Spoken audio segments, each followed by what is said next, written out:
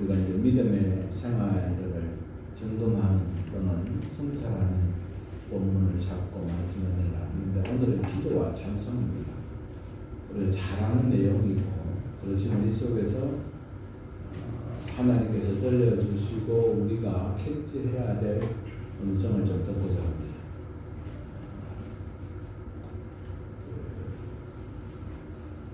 목수가 연장을 탓하지 않는다라는 말이 있습니다.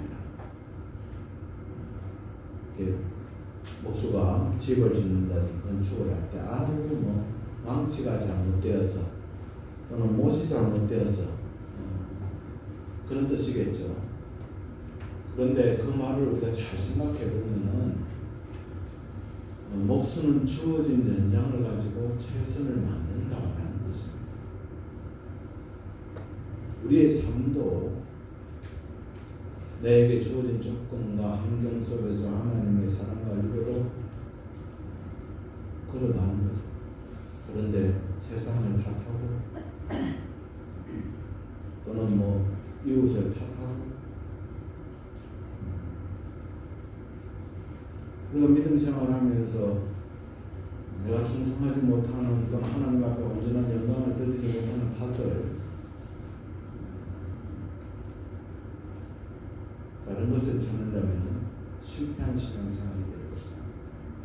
되고 있다. 아직까지 여유가 없어서 뭘 못한다. 우리가 여유가 없습니까? 여러분? 한 주간 여러분 한 달 또는 레저비를 얼마나 썼습니까? 또는 문화생활 누리고 있는 우리의 생활들 우리가 풍족하지 않나요? 다른 비교를 하진 않겠습니다. 우리 신앙생활을 하면서 짧은 또는 하나님 앞에 주어진 하면서 하나님께서 우리에게 주신 귀하고 복된 연장이 있습니다. 그게 뭐라고요? 오늘 주제입니다. 따라서 기도와 찬송. 기도와 찬송. 근데 이 기도와 찬송이 감사가 기쁨만 돼요. 좋은 일 있을 때는 됩니다. 근데 오늘 바울과 실라처럼 한밤중 고난의 전점에서 되느냐? 이런 말이 있죠. 고래 기름이 엠비기스라고 합니다. 이게 세상에서 가장 귀한 고래 향유래요. 그걸 이렇게 발견하면 엄청난 이렇게 비용이 되는가 봐요. 그런데 이 고래 엠비기스가 건강한 고래에서 나오는 게 아니라 병든 고래에서 만들어진다고 해요. 우항이라고 하는 이 소의 담낭의 결석이죠. 병든 아픔을 견디고 나온 결과물이에요. 우항이 굉장히 이렇게 방심제로 쓰여지잖아요. 로키산 정상의 수목 한계선 있죠. 이게 고지가 올라갈수록 산이 이렇게 올라갈수록 나무들이 자라고 자라기보다 한계선이 있습니다. 제가 네팔에 이렇게 올라가다 보니까 우리가 이제 전에도 한 말씀을 드렸는데 산이 이렇게 막 사진을 보면 붉은 산들을 보잖아요. 히말라야 같은데 그게 이제 수목 한계선 산이 어느 정쯤 올라가면 그 위에는 풀들밖에 자라지 못하는 거죠. 그러니까 그 풀이 아침에 일출에 딱 비치면 온통 빨갛게 보여요. 저는 그걸 눈으로 봤어요. 보는 눈입니다. 여러분 못 보는 눈입니다. 보는 눈입니다. 이 로키산 정상의 수목 한계선에서 이게 극한의 고난과 그 속에서 자란 나무에서 바이올린이 나와요. 그게 최고의 악기라고 치는 거예요. 이런 말은 아이고 목사님 고난이 또는 어려움을 아주 아름답게 포장하기 위한 그런 말이잖아요. 그럴 수 있겠죠. 저 자신도 살아온 인생을 살아보면 돌아보면 어제 저녁에 갑자기 집사람이 시장 나가서 옷을 딱 사와서 세일하는 날은 다 좋은 거였어. 이렇게 재단을 급하게 빨리 입어야 되니까 사서만 빨리 입어야 되니까 하면서 또 생각해 보면서 갑자기 요즘은 너무 그러지 말고 옛날에 예전에 또는 거기에 이렇게 생각하면 그때 카드비 돌림막기에 명수였고 막 이런 게 생각나는 거. 지금은 그것도 뭐 우리가 뭐 교회에 이렇게 있고 가정적으로 좀 그런 게 있지만 아직 그렇지는 않잖아. 이렇게 하면서 그런 이야기를 나누었어요. 그럼 그때는 뭐 목사는 목회자니까 제 신앙 고백이지만 목사님은 괜찮았죠? 아니요.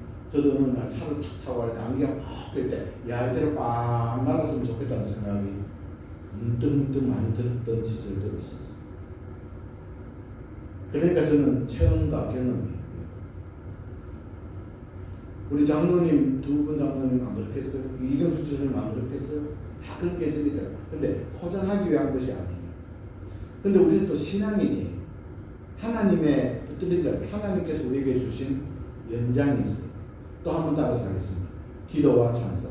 기도와 찬송. 다시 합니다. 기도와 찬송. 기도와 찬송. 여러분 예배 드리면서 목소리, 저에게 집중하는 거 돈 안 드는 거잖아요. 말씀 듣는 거, 따르는 거. 목사님, 저희 어떤 말씀, 우리가 함께 오늘 생명 음성을 듣고 적용하는 거 돈 들지 않습니다. 그 은혜는 온전히 자기가 누리는 거니까. 네. 천국은 침노하는 자의 것입니다. 자기가 경험을 해야 돼요.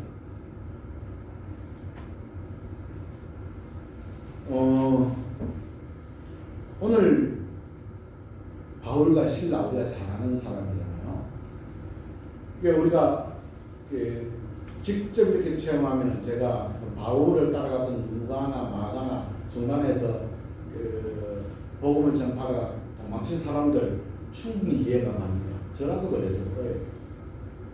고산증이 왔을 것 같고 해서 그 당시 뭐 길이 있나요? 오늘처럼 비행기 타고 뭐 이렇게 가나요? 다 걸어서 가는 길인데 해적도 넣었고 산적도 넣었고 뭐 오늘 나중에 이야기했지만 막 태풍도 만나고 그 속에서 떠나는 건다.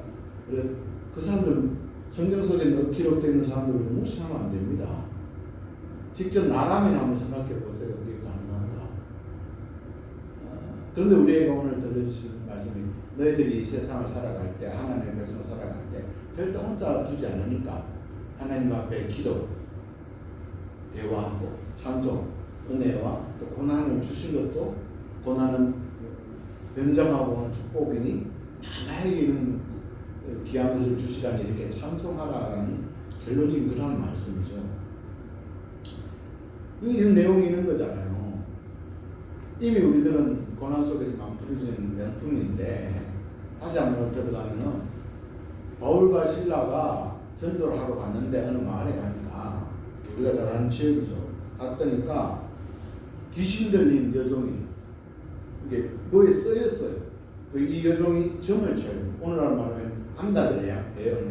여종이에요. 종이에요. 저 주인이 있어요. 귀신 들려서 여종이 탁탁을 맞춰요. 그래가지고 집에 돈벌이를 했어요. 근데 바울이 그에게 안수해서 그 귀신을 쫓아내고 이 여종은 자유를 찾았어요. 그런데 화난 사람이 누구예요? 이 여종을 가지고 돈벌이 하던 주인이 바울을 고소했어요. 신라를 고소했어요. 그 제목이 뭐예요? 풍기문란이 문화를 어지럽혔다는 거예요. 이게 사회상은 자기를 포장해요. 지가 경제적 이익을 못 얻으니까 손해를 보는데 오히려 제목은 풍기문란 문화를 이렇게 했다는 거예요. 이게 핑계없는 무덤 없어요. 여러분 우리가요 교회 뭐 또는 가정에 일할 때 핑계없는 무덤 없잖아요. 후배 목회자들이 몇 사람 식사를 했을 때 그렇게 했어요. 교회에 예를 들어서 야 하고자 하면은 내가 예를 들어서 교회에 뭐 청소 당번, 식사 당번, 또는 헌금 또는 기도 이런 거 하고자 하는 마음이 앞서면은 100가지 이유를 댈 수가 있어요. 근데 하고 싫으면은 1000가지, 10,000가지 이유를 댈 수가 있어요. 눈이 아프다, 뭐가 안 좋다, 저 사람이 내하고 관계가 안 좋다. 이것은 이 교회에 예를 들어서 뭐 하는데 전통이다, 역사가 다 만들 수 있어요. 가정의 일도 여러분 그렇지 않나요? 그러니까 포장을 하는 거죠. 이게 돈벌이를 이런 이게 솔직히 탁 빼놓고 야, 내 저 바울과 신라 때문에 돈 못 벌었다 하면 바울이 예를 들어서 그래 너 저 다른 걸 한번 해봐 이렇게 코치도 해줄 수 있을 건데 안 그래요? 그랬는데 고소를 해서 결국 잡혀서 22절에 보면은 그 앞절에 22절에 무리가 일찍 일어나 도발하니 상관들이 옷을 찢어 벗기고 매우 춥다. 그러니까 엄청 맞았죠. 두드러 맞았죠. 얼마나 억울해요. 좋은 일 하다가 억울하잖아요. 근데 이 좋은 일도 여러분 선의를 계속하면 그 사람 당연한 권리를 알아요. 그래 요즘은 잘 안 해요. 지금.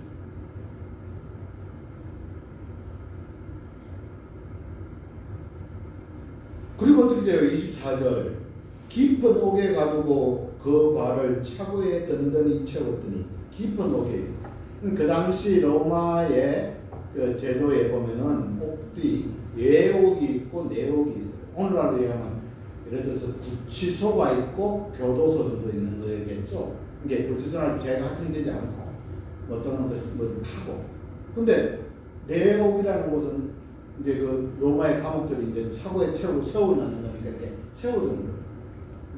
그 눕는 것도 있고 바울 같은 경우는 발에 차고를 채웠으니까 이렇게 세우는 거죠. 캄캄한 내고에 우리가 뭐 아직 성지순례를 안 가봐가지고 저도 모르겠지만 그렇게 갔다 오가지고 있잖아요. 근데 25절 이게 이렇게 우리가 잘 아는 이렇게 하나님의 역사가 시작된 옥문이 열리고 간수가 너와 내 집이 구원을 얻으려고 우리가 잘 아는 이러한 내용을 이루었던 그 시작이 기도와 찬송이라는 거예요. 물론 그렇게 하신 분이 하나님이십니다. 25절에 보면 한밤중에라고 해요. 이 한밤중이라고 하면 밤중에 기도했다 이런 것보다는 뭐 내옥에 갇혀 있으니까 뭐 차고에 차여서 밖에 있으니까 뭐 시간이 얼마 된지 모르겠지만 이 사도행전은 사도들의 행적을 기록한 거잖아요. 그러니까 한밤중이라는 말은 우리가 신앙적으로 했을 때 절망의 가장 극심한 때 예를 들어 생각해보세요. 얼마나 억울해요. 좋은 일 하다가 사람 고쳐주고 그 다음에 하나님이 바울 같은 경우에는 뭐 자기가 그 모든 걸 버리고 여하튼 뭐 우리 오늘날로 말하면 하나님의 일에 최전선에서 있는 사람 아니에요? 자기 모든 것을 내어놓고 가족도 버리고 뭐도 버리고 그런데 하나님이 일을 하면 잘 돼야지. 내가 뭐 이래서 전도하고 내가 뭐 전도를 하겠다 하면 막 전도가 팍팍 돼야지. 또는 뭐 내가 뭐 하나님이 일을 하겠어 내가 기도해서 뭐 사업이 잘 돼야지. 아니에요. 이게 여러분 내 욕심을 가지고 하나님을 끌어들여서 안 돼요. 하나님 이거 잘 되면 제가 11조 천을 가겠습니다. 안 된다니까 그거. 그처럼 하나님 안 받아요. 하나님 왜 그러는데 이게 자기의 이익을 위해서 하나님을 끌어들이지도 않았잖아요. 우리는 막 끌어들이는데 그런 돈 하나님 물질 하나 물론 우리가 이런 게 있어요. 이제 그 물질을 선한 곳에 써야 돈이 일하죠. 네팔에 우리 제 친구가 이렇게 마음을 먹어서 이렇게 우리 교회 이름으로 이렇게 해서 안과학교가 생겨서 그걸 보고 왔던 목사님들 교회들 중에서 어느 교회가 다시 방과학교를 보낸 헌금을 했어요. 그 이야기를 나누면서 서로 이렇게 해서 돈이 일하라 하지. 근데 그 돈이 누구 거예요? 하나님의 거고 또는 우리에게 주는 사람 거잖아요. 사람의 마음을 움직여야죠. 내가 뭐 되면은 그러지 않아요. 그건 다 뻥이에요. 절대 안 돼요. 여러분들도 그렇게 인간관계 속에서 요렇게 하면 뭐 하겠습니다. 그거 안 할까요? 하고 해. 하고 그렇게 하면 된다. 바꾸면. 근데 그렇게 절대 안 하지. 왜? 이익에 이미 딱 찌들은 사람이고 그에게는 체험과 확신이 없어요. 근데 아예 상종을 안 하면 돼요. 바울과 실라도 한밤중에 고통의 중심이잖아요. 근데 물론 여러 가지 생각이 들겠지만 이들이 체험과 확신이 있는 거죠. 왜 기도와 찬송이 됐느냐? 바울의 지금까지 살면서 바울이 몇 번 죽을 위기를 겪었잖아요. 우리가 사도행전 말씀 쭉 봤지만 안디옥에서 바실리아에서 이렇게 올 때 죽어가지고 떨려가서 사람 죽는 줄 알았는데 와서 침묵하는 사람들 수많은 경험들 속에 바울과 실라는 자기의 삶의 체험과 확신 속에서 입대해야 될 일을 알았던 겁니다. 뭐라고요? 기도와 찬송. 우리는 또는 일반 우리가 그런 체험과 확신이 없으면은 하나님이 나를 붙들어 준다라는 이런 게 없으면은 쉽게 절망하죠. 그래서 신앙의 내공들을 키워나갈 수 있기를 바랍니다. 어려서부터 훈련돼야 될 이유가 바로 거기에 있습니다.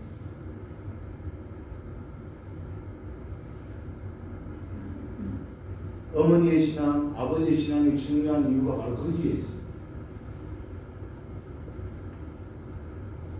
우리는 그것을 깨달아야 돼요. 엄중하게. 할머니의 신앙, 외할머니의 신앙들이 중요한 이유가 바로 거기에 있습니다. 바울과 실라가 이 속에서 기도할 수 있었던 것을 여러분 뭐라고 보십니까? 의무적으로요. 그의 삶에 전철했던 하나님의 사랑과 은혜. 바울이 그가 예수 믿지 않는 사람들을 잡아 죽이고 잡아갔을 때 그가 눈을 보지 못하고 나서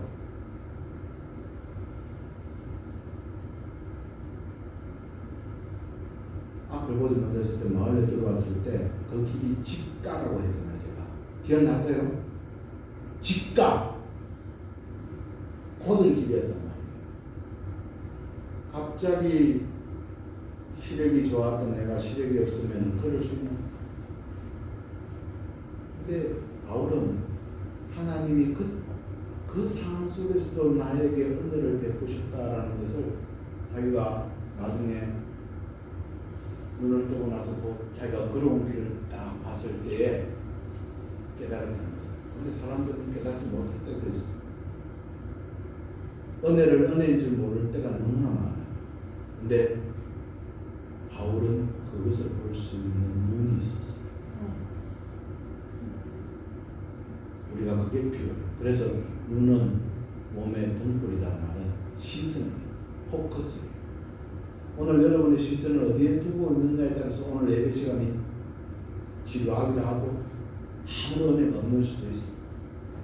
무슨 은혜가 있겠어요? 이장한 목사 설교가 거기서 거기다. 무슨 은혜? 근데 내가 무엇을 보고 있는가?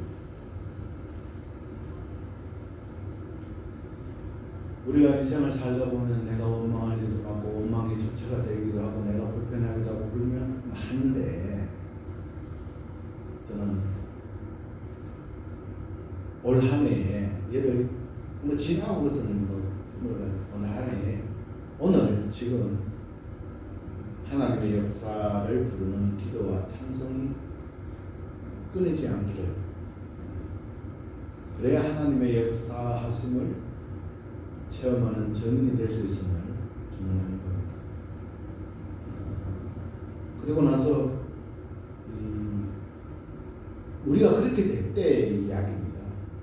이게 바울과 실라가 그러한 삶들 속에서 기도와 찬송, 하나님이 주신 연장, 하나님이 주신 무기, 하나님이 주신 큰 은혜를 사용했더니만 쇠사슬이 풀리는데 바울은 이미 자유인이죠. 그 속에서 기도와 찬송할 수 있었다면 내가 오늘 여기서 내가 사나 죽으나 그렇게 할 수 있었다면 이미 이 사람은 감옥에서 풀려나고 안 풀려나고 문제가 아니라니까. 그런데 그러한 삶을 살았던 바울과 실라의 덕분으로 거기에 갇혀 있는 모든 사람도 쇠사슬이 풀리는 은혜를 입었음을 기억할 수 있기를 바랍니다. 주위에 내 주위에 내 새끼들 또는 내 가족이 우리는 엄중한 책임을 느껴야 됩니다. 저는 그렇게 해요. 신앙의 책임 제가 그 1주, 2주, 3주 계속 말씀하지만 우리가 자리라고 하는 거 내가 직분이라고 하는 거예요. 책임과 역할이 있잖아요.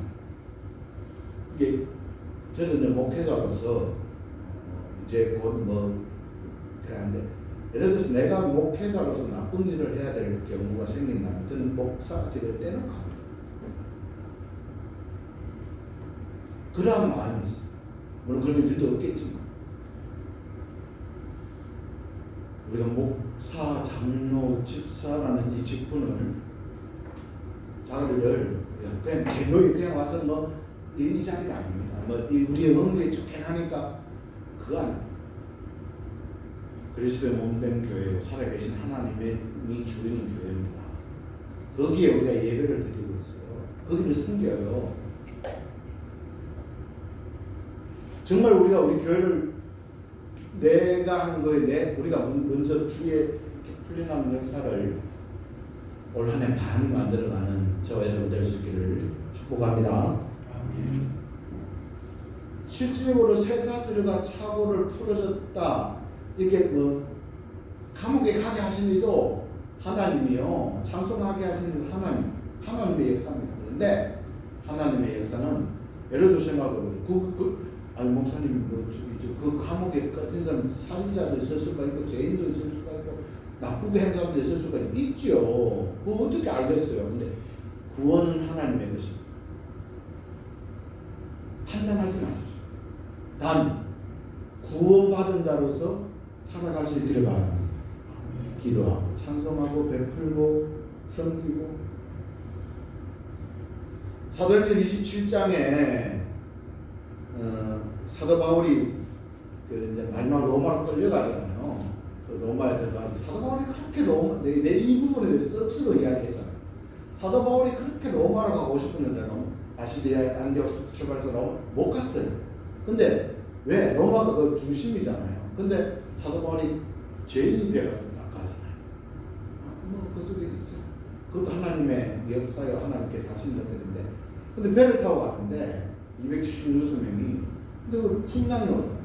풍랑이 와서 갑자기 멜리데라는 곳에 도착하잖아요. 근데 거기를 갔던 이유가 거기서 사도 바울이 복음의 역사를 이루잖아요. 토인의 가족들을 그곳 문주민에게 복음을 전하는 행적이 사도행전 27장에 나오거든요. 하나님의 역사는 기도와 찬송 그 전에 그러한 삶을 이끌어냈던 그 속에서 하나님을 의지했던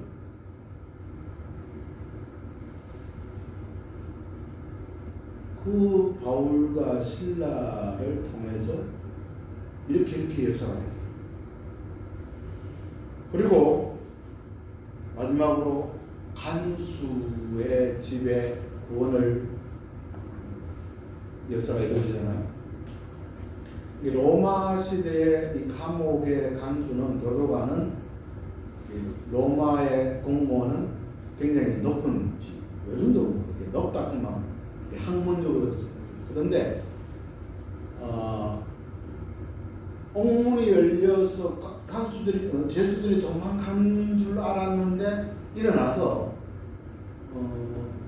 내가 죽으려고 하죠. 도망가. 이게 자기 책임을 아주 저는 오늘 또 자기 책임에 강했던 사람이에요. 사람 됨됨이가 그렇거든요. 이게 하나님의 역사와 은혜를 우리가 받은 사람은 저기 말씀 받은 사람으로서의 간수가 나오게 되는 간수가 큰 역할을 감당하는데 간수의 삶의 태도를 보면은 그 삶의 자세가 자기 일에 책임을 지는 사람이에요. 여러분도 우리 저와 여러분도 올 한 해 가정에 또는 지역 사회에 또는 맡은 역할에 하나님께서 주신 은혜와 사랑으로 책임감을 감당할 수 있기를 바랍니다. 특별히 성도로서 교회가 감당해야 될 부분은 예배, 특별히 우리가 이렇게 왜 제가 올 주보에 우리 표도 나는지 아시겠죠? 그렇게 해도 안 되더라고요. 목회자로서 이런 생각 때문에 제가 안 되겠, 몇십 년 그래 예수님도 뭐 죽은 자를 살리는 예수님도 안 되는 거 그저 그냥 그 은혜 받은 은혜 살면 되는 거지. 이렇게 저는 이런 생각을 가지고 말씀 준비하고 전파하고 어디가 저는 하겠습니다. 이게 간수 이 집이가 너와 내 집 구원을 얻으려는 우리가 뭐랄까 아주 이 본문 잘 모르는 사람 없잖아요. 근데 간수가 그렇게 했던 사람이 얼마나 의아합니까, 여러분? 내가 제 말은 무슨 말을 하니까 죽으려고 했던 그 사람이, 자결을 하려고 했던 그 사람이 우리가 도망가지 않았다는 말을 듣고 딱 여기 와서 너와 선생님 내가 어떻게 해야 구원을 받으리까라고 하는 말을 하냐는 거죠. 저는 제 같으면은 내가 책임감을 강해 내가 가는데 그런 일이 나가지고 했는데 내 살아있다 그만 제수를 도망가지 못하게 포위해라. 응? 다른 사람들 어디 있느냐? 이렇게 해서 안 그래요? 그렇게 책임감이 강한 사람입니다. 제수들 다 모아 하나 둘 셋 넷 이렇게 해야지. 그런데 사도 바울과 실라에게 와서 선생님 어떻게 내가 구원을 얻으릴까라고 했다. 아이들입니다. 우리가 성경에 이렇게 기록되어 있고 나중에 있지만은 아이들이 이해되지 않아요. 구원은 하나님의 은혜는 내 이해를 뚫고 오는 거예요. 우리는 내가 한 개 주니까 저 사람이 한 개 주겠지. 아니요. 내가 하나 주면 100이 오는 것도 하나님의 은혜입니다. 아멘. 이제까지 살아오면서 여러분 내 한 개 줬는데 100 이상 받지 않았나? 그렇게 살아왔는데도 하나 주지 않은 사람을 우리가 미워한다니까. 그게 마음이 막 걸려있다니까. 일평생 살아오면서 막 예를 들어서 막 나라와 민족의 문제, 정의의 문제는 넘어서 내가 내 속에 있는 나한테 조금 상처를 준 그 한계는 내가 해결하지 못하고 있다. 이게 우리예요. 그러니까 이해되는 사람이 아니라 그렇게 책임감이 강했던 사람이 어떻게 자기에게는 엄청난 경험이겠죠. 체험이겠죠. 놀라운 거겠죠. 그 속에서 그는 보는 눈이 있었겠죠. 여러 가지 우리가 하지 못한 하나님의 섭리와 간섭 속에서 그는 구원의 역사를 구원의 문제로 또는 자기 삶의 결단의 문제로 그는 받아들이고 간수가 그 이후에 너가 내 집 구원을 얻으리라고 하고 구원을 하고 나서 그 이후에 어떻게 됐는지 기록이 없어요. 저는 아마 귀하고 복된 삶을 이루어갔을 거리라 믿습니다. 저와 여러분도 2024년 언제 하나님 앞에 우리가 부를 줄 모르고 설 줄 모르고 갈 수가 없는 세상 속에 살아가는데 그러나 그 속에서도 고난이 오고 어려움이 오면은 또 기쁨 속에 늘 기도와 찬송으로 세상에 구원을 전하고 이해하지 못하는 역사를 많이 흔들어내고 내가 바로 그 주인공이 되는 그래서 기도와 찬송을 통해서 하나님의 역사를 시작하게 하는 시발점이 바울과 실라가 되었듯이 저와 여러분 우리 박시영 장로님 가정, 박찬배 장로님 가정, 박찬민 집사님 가정, 우리 배한길 집사님, 정순영 집사님 그 다음에 하람이, 김현옥 집사님 저희 가정 우리 최진양 오늘 예배 참석한 오늘 오지 못한 모든 분들이 되는 그러한 한 해를 만들어갈 수 있기를 주님 이름으로 축복합니다. 기도합니다. 아버지 하나님 바울과 실라의 삶을 통해 하나님의 세미한 음성을 받습니다.